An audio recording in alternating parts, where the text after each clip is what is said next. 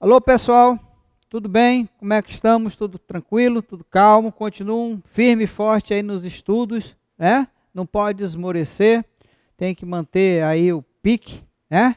E nós hoje vamos falar sobre reprodução e sobre métodos anticonceptivos, certo? A parte de reprodução e métodos anticonceptivos são bem interessantes, não só para o vestibular, né? Mas também para a vida, né? Serve muito para a gente. Saber como se cuidar aí em relação a esse assunto. Ok? Então vamos lá, começando. Então, a importância da reprodução. Como eu disse já, né, algumas vezes, a função dos seres vivos na natureza é perpetuar a espécie, né? Então, a importância da reprodução, tá? A reprodução, a capacidade de produzir novos indivíduos, é uma característica básica dos seres vivos, né? Necessárias para a preservação da espécie, que, em última análise, é o que é o papel dos seres vivos biologicamente falando, né? Há dois tipos de reprodução, como vocês sabem, né? A reprodução assexuada, que não há envolvimento de gametas, mistura de gametas, ou também chamada de agâmica, né? E a reprodução sexuada, quando há envolvimento de gametas, ou gâmica, né? Sinônimo de sexuada, gâmica, sinônimo de assexuada, agâmica, tá? A reprodução assexuada envolve apenas um organismo e não apresenta células sexuais ou gametas, como eu acabei de dizer, por isso é chamada de agâmica, por não estar envolvimento de gametas, tá? Pode ocorrer por brotamento, estrobilização e regeneração. São os principais tipos de reprodução assexuada. Então, o brotamento ou gemiparidade é um tipo de reprodução que é muito comum nas esponjas e nos quinidários, nas hidras, tá? Nos salenterados. Tá? Consiste no aparecimento sobre um organismo já existente, né? Uma protuberância. Tá certo? Aqui, ó, uma protuberância, certo? Tá? Chamada de broto ou gema, que depois pode crescer colada no corpo ou pode se destacar, formando aquilo que a gente chama em ecologia de colônia, né?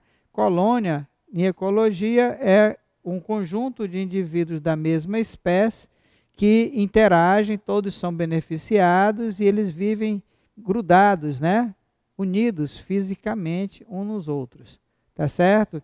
Então, como eu disse, ele é muito comum a colônia nos espongiários, nos salenterados, chamados de quinidários, tá? Que um único indivíduo pode começar a multiplicar por brotamento e formar essas colônias, ok? Qual é a desvantagem desse tipo de reprodução assexuada? Que esses indivíduos são geneticamente iguais. Ela não traz a variabilidade genética que traz na reprodução sexuada, ok? A estrobilização, a gente observa em salenterados, tá? Em platelmintos, como no caso da tênia, por exemplo, né? Em anelídeos, pode haver a fragmentação de um indivíduo em duas partes ou mais, os quais desenvolvem formando um animal completo, tá? Esse tipo de reprodução é chamado de estrobilização, são os estróbilos, tá? Então aqui a estrobilização de um quinidário, né? Aqui é um quinidário, um pólipo, e ele por estrobilização, né, o corte transversais do corpo, ele vai formar novos indivíduos assexuadamente, que são as medusas, que vão sair aí para reproduzir, ok? Um outro processo que a gente vai ver chamado de metagênese, né, a alternância de geração. Então, aqui nesse vídeo aqui era para aparecer aqui para ele tocar, né? Ou não é aqui? Deixa eu ver, cadê? Toca aí para mim aqui, ver se aparece aqui uma seta. Para ele é um gifzinho aqui, não está aparecendo nada aqui. Não. Tem como animar aqui? Aí contigo aí? com o mouse? Não aparece não, né? Não, deu um problema aqui técnico aqui. Bom, depois eu mostro para vocês, tá? A regeneração é quando o animal perde uma parte, né? E ele pode reconstruir essa parte perdida. Pode ser uma mutilação ou então por causa de um ataque de um predador, né? A regeneração acontece principalmente em animais inferiores, né? Como os espongiários, selenterados e os platelmintos. E o espongiário tem uma curiosidade: se você pegar uma esponja do mar e triturar ela e jogar os pedacinhos de volta na água, cada pedacinho daquele forma uma nova esponja, tá? Selenterado também. E os platelmintos, o caso mais curioso dos platelmintos é da tênia, que ela pode fazer um processo de autolaceração, ela pode se partir ao meio e cada parte formar uma nova tênia. Em laboratório a gente consegue fazer também isso, tá? Então a gente pode cortar uma tênia em 3 ou mais partes e cada parte cortada da tênia não, da planária, tá? Originar um animal completo. Então aqui nós temos a planarinha, tá? É um platelminto, né? Platelminto significa, ao pé da letra, verme achatado. E aqui cortamos essa planária em vários pedaços. E depois de algum tempo, em condições ideais, cada pedaço desse formou uma nova planariazinha, tá? Então ela tem um alto poder de regeneração. Ok? A planária é carnívoro, né? Vive em águas, em lagos de água parada, certo? E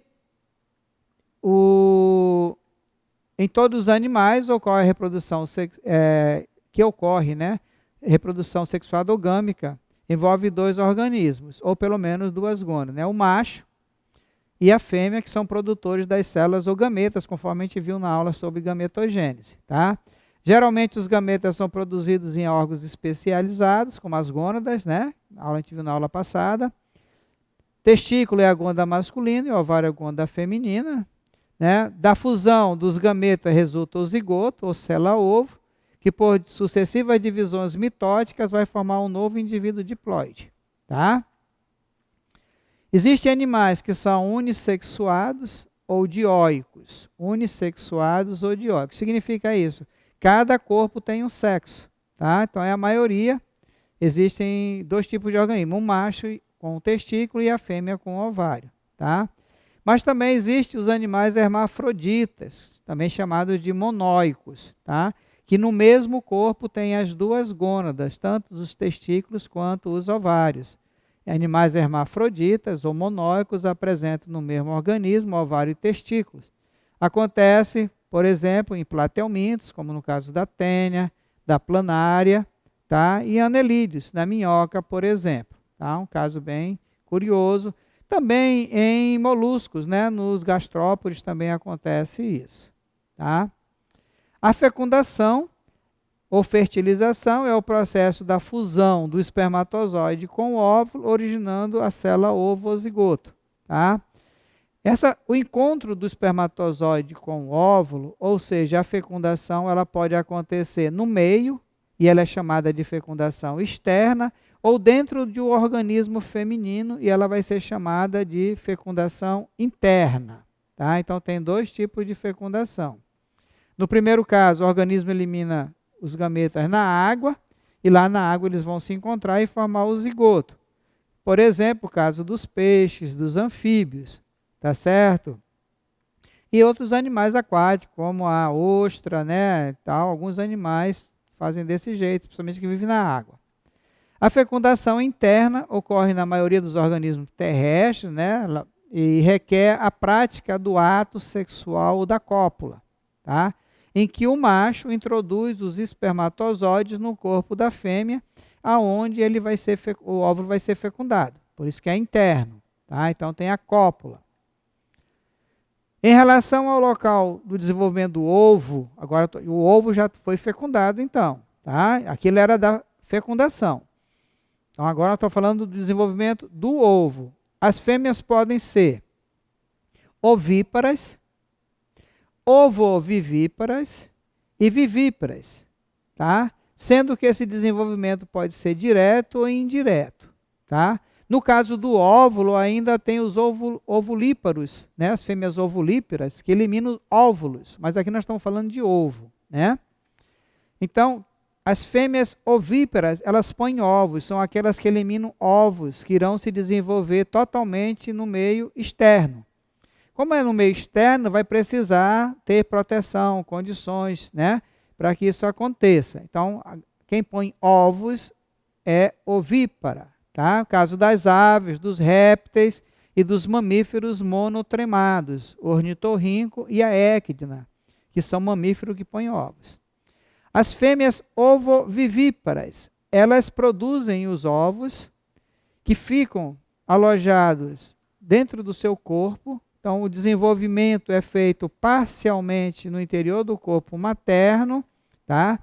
Durante a permanência no corpo materno, o embrião se nutre do que a mãe come, mas não se nutre do que a mãe come, porque ele está dentro de um ovo com casca calcária. Porque o que as pessoas entendem por ovo, o ovo da galinha, é uma coisa. E na biologia, o ovo já é o zigoto, tá certo? Então, o embrião não se nutre do que a mãe come, mas sim das reservas nutritivas existentes no ovo, o vitelo, tá? O ovo é eliminado. O ovo eliminado é chamado de embrionado, porque tem um embrião dentro, e o desenvolvimento desse embrião vai ocorrer no meio externo, tá? Então, as fêmeas ovovivíparas mais conhecidas são as fêmeas de répteis, principalmente das serpentes, tá? As fêmeas vivíparas são aquelas que parem o filhote. Nesse caso, o ovo é nutrido pela mãe, tá? Sendo o seu desenvolvimento feito totalmente no interior do útero materno. Então, precisa ter um local para esse indivíduo se desenvolver. É o caso dos mamíferos, tá? Da maioria dos mamíferos, excluindo aqueles que põem ovos, tá? O nascimento é realizado através do parto. É uma característica dos mamíferos, embora exista a exceção dos mamíferos monotremados, que são ovíparos, tá? Desenvolvimento direto é no caso dos animais, cujo embrião apresenta uma forma relativamente parecida com o adulto da espécie, que é o nosso caso, tá?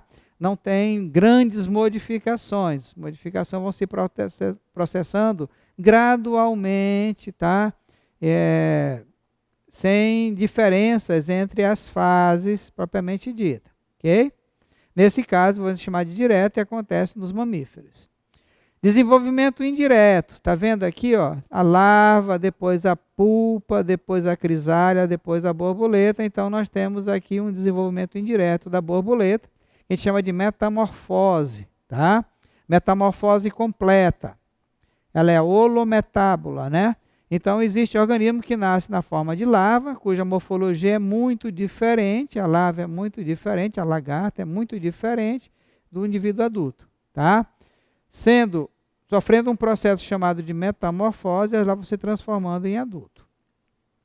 É o caso da mosca, cujas larvas lembram vermes, da borboleta, né?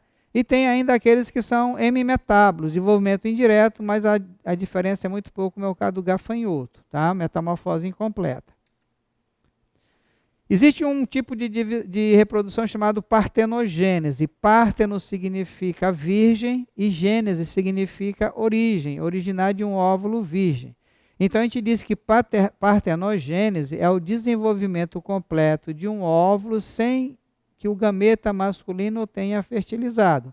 Um óvulo virgem, tá? Como é o caso do zangão, que se origina de um óvulo virgem da rainha, tá? O processo é comum em insetos, acontece com as abelhas, nas quais os óvulos não fecundados vão evoluir partenogenicamente para macho, o zangão, enquanto os fecundados produzem fêmeas.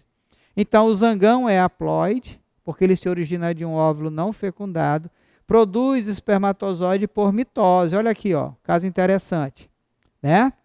E a rainha é diploide, e ela produz óvulos haploide por meiose. Os óvulos da rainha, que são fecundados pelo espermatozoide do zangão, N com N, forma 2N.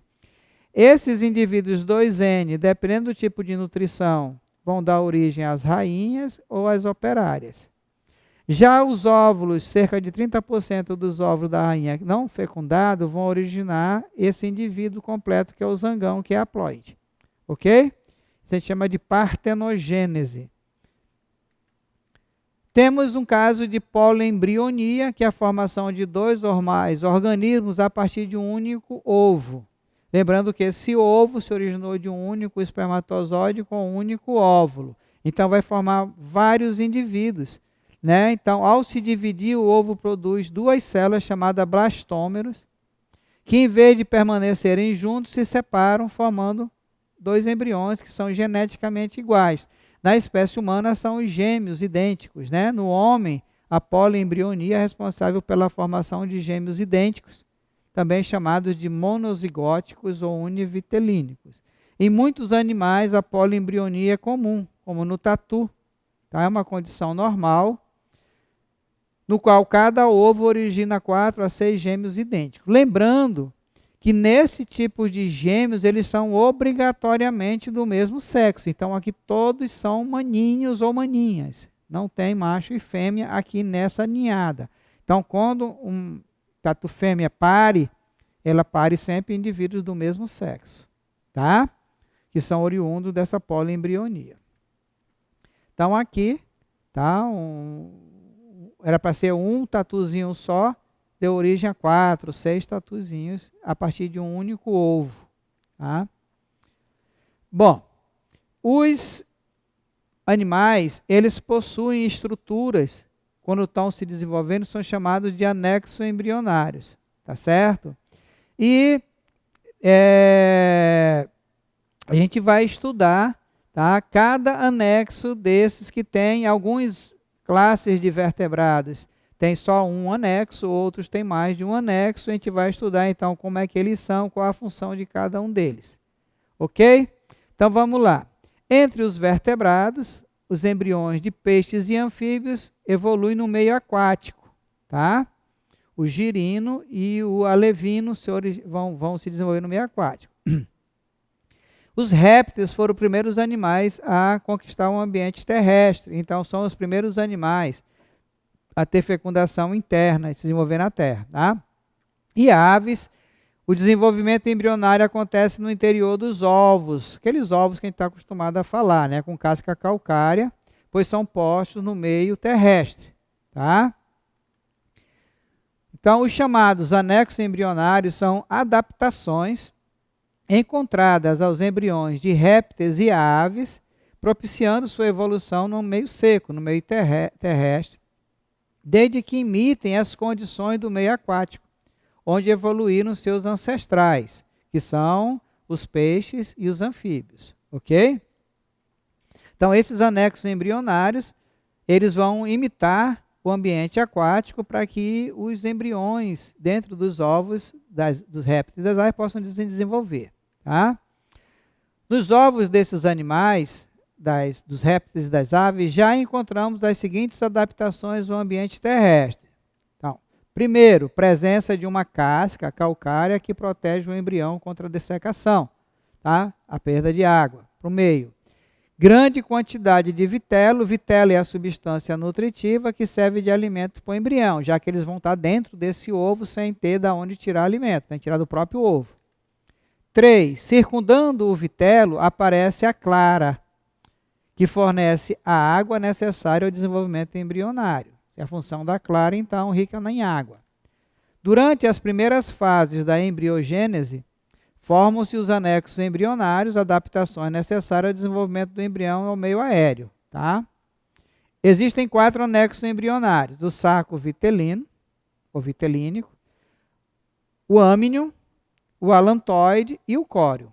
Então, saco vitelínico, âmnio, alantoide e córeo. Tá? Então, os 4 anexos existentes são o saco vitelínico, como o nome sugere, tem no seu interior o vitelo, que vai nutrir esse embrião aqui, já que não tem de onde ele tirar. Tá? O âmnio, tá? Cadê o âmnio? O âmnio vai estar aqui, tá? O âmnio está aqui, ó, envolvendo o embrião, e aqui tem o líquido amniótico, tá? A cavidade amniótica, certo? O alantoide, está aqui o alantoide, que é um prosseguimento do intestino, do embrião, tá? Aqui a gente vai ver depois a função dele, certo? E o córeo, que é essa membrana aqui, ó, cadê o córeo? O córeo é essa membrana aqui, ó, que envolve todos os anexos embrionários, inclusive o embrião, tá? Então essas são, e aqui está um embriãozinho, ok? Então vamos lá para detalhamento de cada um desses anexos embrionários. Saco vitelino ou vesícula vitelínica, tá? Então recobrindo o vitelo, que é a substância nutritiva, tá? Então, toda a substância necessária para o embrião, tá, se desenvolver dentro do ovo, chama vitelo. Os folhetos endodérmicos, tá, e mesodérmicos acabam formando uma estrutura com parede ricamente vascularizada que constitui um órgão nutritivo extraembrionário. Ok? As células endodérmicas, né, do tecido endoderme, em contato com o vitelo, a parte de dentro, né? A parte de dentro é endoderme e de fora é mesoderme. Secretam enzimas que digerem o vitelo. Então funciona como se fosse o órgão digestivo dele. Tá? Através dos vasos da parede mesodérmica, o material digerido chega ao embrião, para ele poder se desenvolver e viver lá dentro do ovo. Tá? O saco vitelínico é um anexo que também aparece no embrião do peixe e anfíbio. Inclusive é o único anexo que aparece lá. Tá? Então aqui o peixe, tá, com o único anexo que ele tem, que é o saco vitelínico, que é da onde ele vai tirar a substância nutritiva para ele poder se formar. Ok?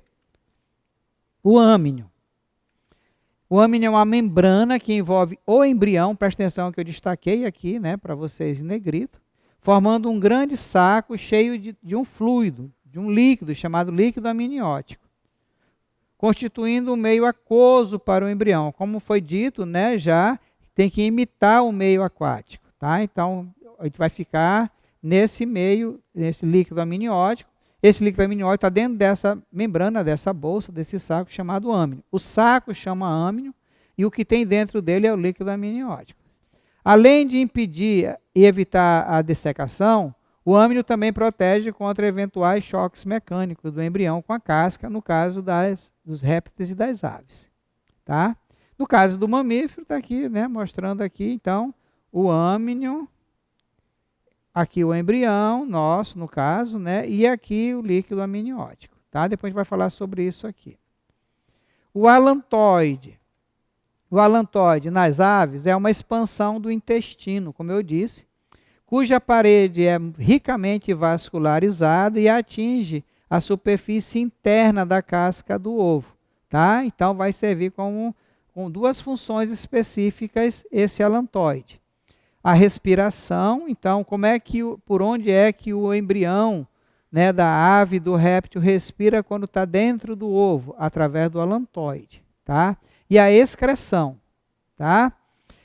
Fundindo-se com o córeo, que é aquela membrana, né, que a gente vai ver daqui a pouco, forma o alantocóreo, uma membrana densamente vascularizada, que em contato com a superfície interna da casca do ovo, a casca do ovo é porosa, tá? Atua como superfície respiratória. Então o gás oxigênio do meio externo entra no ovo por difusão, e o gás carbônico de dentro do ovo sai para o meio externo por difusão também, graças a esse contato do alantocóreo com a face interna do ovo. Tá? Então, é realizada a troca gasosa com o meio aéreo. E a função excretora. A finalidade interna do alantoide é armazenar as substâncias excretadas pelos rins. Substância nitrogenada. Como é que são tóxicas? Aonde é que o embrião vai colocar isso? Ele está dentro de um ovo, de um sistema fechado. Então, esse alantoide serve como se fosse um saco de lixo, onde ele vai reservar lá as substâncias nitrogenadas.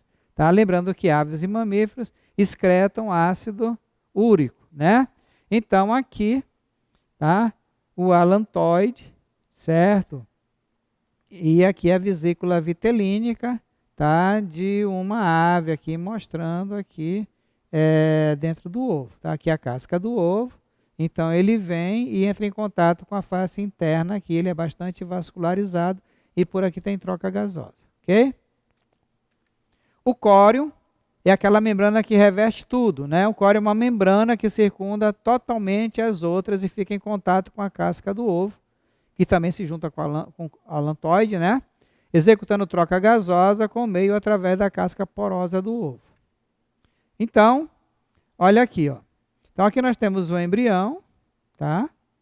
O embrião. Aqui a vesícula vitelínica, tá? A gema, o vitelo, tá? Aqui o embrião. Então aqui nós temos uma câmara de ar e aqui essa membrana que envolve todo, aliás, essa membrana aqui, essa aqui, ó, que envolve todos os outros anexos, é o córeo, tá? É o córeo. Aqui, ó, é o alantoide, uma expansão do intestino, que junto com o córeo vai formar o alantocóreo, para troca gasosa, libera o gás carbônico para o meio e absorve o gás oxigênio do meio, tá? O alantoide junto com o córeo, tá? E cadê o âmnio, né? O âmnio está aqui envolvendo o embrião, o âmnio está aqui envolvendo o embrião, e aqui dentro o líquido amniótico, ok? A segmentação do ovo. Então, depois que forma o ovo zigoto, a célula começa a se dividir por sucessivas mitoses, que a gente chama de segmentação ou clivagem. Tá? Então, nos mamíferos, né, vamos especificar aqui o mamífero, tá? Ele tem ovo do tipo oligolesto. O que significa oligo, galera? Oligo significa pouco e lesto, vitelo. Tem pouco vitelo. Então, o ovo das nossas fêmeas é classificado como oligolécito, tá? A distribuição do vitelo e a quantidade do vitelo vai definir o tipo de segmentação que o ovo vai sofrer, tá? Então, no ovo do mamífero do tipo oligolécito aparece envolvido por uma membrana denominada zona pelúcida. Essa zona pelúcida é aquela zona que vai ter que ser rompida, né? Para o espermatozoide poder fecundar o ovócito, tá? Ele transformar no óvulo, através do uso das enzimas que tem no macrossoma do espermatozoide. A segmentação do tipo holoblástica, o que é holo? Total. E blasto são as células embrionárias, divisão do ovo, tá? Então, a segmentação do tipo holoblástica igual, né? Então está dizendo que o ovo vai ser dividido totalmente, né, em duas partes iguais, vai produzir uma blástula conhecida como blastocisto. Nos mamíferos, a blástula é chamada de blastocisto, tá? De forma esférica, o blastocisto é limitado por uma camada celular bem definida, tá? Chamada de trofoderma ou trofoblasto, responsável pela nidação, ou seja, a fixação do ovo ao endométrio, lá no útero, tá? Nidar significa fixar o ovo no útero, no endométrio, lá no útero, tá certo? É graças a esse trofoderme ou trofoblasto. No interior do blastocisto, aparece uma massa celular, que é o embrião propriamente dito, chamado de botão embrionário, tá? Conjunto de células situadas no polo animal que vão formar o embrião, tá? Que formarão o embrião. A cavidade do blastocisto é a blastocele ou leucitocele, tá? Então aqui, olha, é o ovo, tá? Ainda sem se dividir, tá? Aqui são os glóbulos polares, tá? Só um.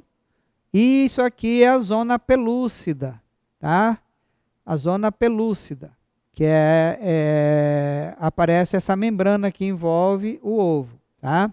Aí, se ele foi fecundado aqui, vai dividir, ó. Primeira divisão, primeira segmentação é transversal aqui, ó. Tá? A longitudinal, perdão. Já aparece dois corpos polares aqui, formando duas células do mesmo tamanho, a primeira segmentação. A segunda segmentação também é longitudinal e forma 4 células do mesmo tamanho, tá? A terceira segmentação vai formar 16 células, formar a mórula. Essas 16 dão origem a 32, vai formar o blastocisto. Aqui é o blastocisto visto por fora. Vamos cortar e ver ele por dentro. Então ele vai estar envolvido pela zona pelúcida e por essa camada de célula que é o trofoblasto, tá? Ou trofoderma. E essa massa aqui, ó, de célula, tá? Que é o embrião, a massa celular interna que é o embrião, botão embrionário, tá? Que vai formar o embrião, tá ok? E aqui é a cavidade do blastocisto, que é a blastocela. Então, nossa segmentação é holoblástica total, porque os nossos ovos são oligolécitos ou alécitos, com pouco vitelo, ou nenhum vitelo. Porque a gente vai receber alimento da mãe, tá? Estou falando de mamífero, tá? Durante a embriogênese dos mamíferos, forma um saco vitelínico, que devido à pouca quantidade de vitelo existente no óvulo dos mamíferos, né, é reduzido e constitui um órgão vestigial. Então, na gente, esse saco vitelínico quase não existe. É um órgão... Por quê? Porque a gente não precisa, né? Porque a gente vai receber alimento da mãe. Tá? A gente vai ser alimentado, o que a mãe comer, ela vai passar para a gente. O que a mãe respirar, a gente vai respirar também. Tá? O alantóide também aparece e entra na constituição do cordão umbilical. Então, o alantóide vai formar o nosso cordão umbilical. O córeo, tá? Formado a partir do trofoblasto, aquelas células que envolvem lá o embrião, né? Envolve o embrião e entra na constituição da placenta. Tá? O âmnio envolve o embrião dentro da cavidade amniótica e protege o embrião contra a dissecação, né? E os choques traumáticos. A ruptura do âmnio é vulgarmente chamado como bolsa, né? E a perda do líquido amniótico sinaliza o início do chamado trabalho de parto. Ah, estourou a bolsa da mulher, ela começou o trabalho de parto, né? Então, o que foi que estourou? Estourou o âmnio e está vazando o quê? O líquido amniótico, tá? A placenta, do que a placenta é constituída, né? Então, ela é um anexo embrionário exclusivo dos mamíferos, mas não significa que todo mamífero tem placenta, tá? Mas ela é exclusiva do mamífero e mais importante, é exclusivo e o mais importante dos mamíferos, tá? Esse anexo. Formado por duas partes. Então, a gente chama de anexo misto, né? Que é materno e fetal. A placenta tem uma parte da mãe e uma parte do feto. A porção embrionária, né, a parte do bebê, é formada pelo córeo, que penetra no tecido uterino, formando uma série de projeções chamadas vilosidades coriônicas. Tá? Então, ele vai entrar lá no endométrio. A parte materna é constituída pelo endométrio, que é o tecido que reveste o útero, ou mucosa uterina. Tá certo? As duas porções são ricamente vascularizadas, tanto as vilosidades coriônicas quanto o endométrio tem muitos vasos sanguíneos, o que permite a troca de substâncias entre a mãe e o feto. Tá? É importante eu dizer para vocês que não existe comunicação entre o vaso sanguíneo da mãe com o feto, tá? O que impede a mistura do sangue materno com sangue fetal, porque nos mamíferos a circulação é fechada. Entre o trato digestório do embrião, presta bem atenção aqui, isso já caiu em prova, e a placenta, forma-se o cordão umbilical. Tá? Então, o cordão umbilical é o elo entre o trato digestório do embrião e a placenta. Tá? No interior do cordão umbilical tem 3 vasos, sendo 2 artérias e uma veia. Tá? Através dos quais ocorre a troca gasosa entre o feto e a mãe. Tá? Então, a gente respira através dos vasos existentes no cordão umbilical e se nutre através da placenta. Tá certo? As artérias, quantas artérias são? Dentro do cordão umbilical, 2. Tá? Conduzem o sangue venoso do feto para a placenta. Tá? Então, a artéria é artéria de quem? De quem é essa artéria? É do bebê. Então, essa artéria está conduzindo sangue lá do coração do bebê, do pulmão do bebê para a placenta. Por isso que é artéria, tá? Para a placenta. Enquanto a veia transporta o sangue arterial da placenta para o feto. Veia é tudo que vem para o coração, tá? Da veia, lá do cordão umbilical, tem sangue arterial e na artéria tem sangue venoso. Então, Galera, dá uma separada nessa informação aqui. Primeiro você tem que saber, no cordão umbilical, no coto umbilical tem quantos vasos? 3. Quem são esses 3? 2 artérias e uma veia, tá? O que a artéria conduz? Sangue venoso. Da quem para quem? Do bebê para a placenta. E a veia conduz o quê? Sangue arterial. Da placenta, do oxigênio que a mãe tirou do ar, mandou para a placenta, da placenta vai para o bebê, tá? Como é que vai chegar até o pulmão do bebê? Até o bebê, através da veia lá do cordão umbilical. Beleza? Então aqui, ó, um corte de um cordão umbilical, mostrando aqui as 2 artérias, tá? E aqui a veia, tá? A veia vai trazer sangue arterial da placenta para o bebê e a artéria vai levar sangue venoso do bebê para a placenta.